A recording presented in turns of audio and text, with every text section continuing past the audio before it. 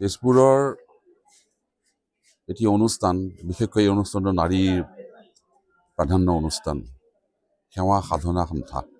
এই সেৱা সাধনা সন্থাৰ আজি বিৱৰণী চালোঁ, কাৰ্য বিৱৰণী কি কৰিলে তেওঁলোকে। প্ৰায় অজস্ৰ কাম কৰিছে নাৰীৰ কাৰণে, অকল নাৰীৰ কাৰণে নহয়, দুখীয়া জনসাধাৰণৰ কাৰণে, দুখীয়া পৰিয়ালৰ কাৰণে, দুখীয়া সমাজ এখনৰ কাৰণে কেনেকৈ উন্নতি কৰিবলৈ তেওঁলোকে কাৰ্য বিৱৰণী পাঠ কৰিলে।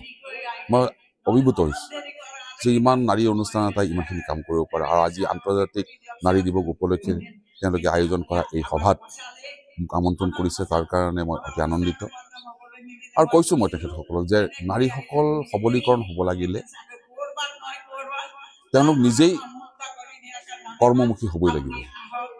নাৰীটো এনেই কৰ্ম কৰেই, ৰাতিপুৱা শুই উঠাৰ পৰা, ঝাৰু দিয়াৰ পৰা, ৰন্ধা বঢ়া কৰাৰ পৰা, সৰু ল'ৰা ছোৱালী কেঁচুৱাক ডাঙৰ দীঘল কৰাৰ পৰা, বৃদ্ধক শুশ্ৰূষা কৰাৰ পৰা, আনকি গিৰিয়েকক বিভিন্ন সময়ত ৰাতিপুৱাৰ পৰা ৰাতিলৈকে, বিয়া হোৱাৰ পৰা মৃত্যুলৈকে যিটো নাৰীসকলে শুশ্ৰূষা কৰে, তাৰ অৱদান, নাৰীসকলৰ অৱদান আমি কেতিয়াও পাহৰিব নোৱাৰোঁ।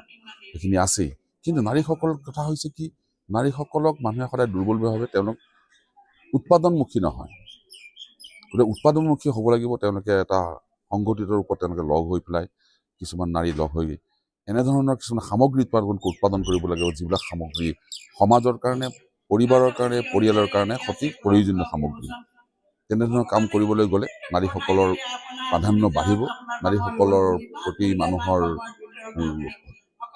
সলনি হ'ব, ৰূপ সলনি হ'ব মানুহৰ, সমাজৰ, যে নাৰীও যে উৎপাদন কৰিব জানে, নাৰীও যে পথাৰ এখন গঢ়িব পাৰে, নাৰীও যে এখন বজাৰ গঢ়িব পাৰে। এইখিনি কথাই আজি উদ্দেশ্য,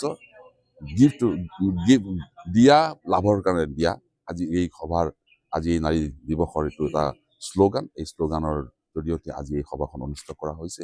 মই খুব আনন্দিত আৰু মই তেখেতসকলক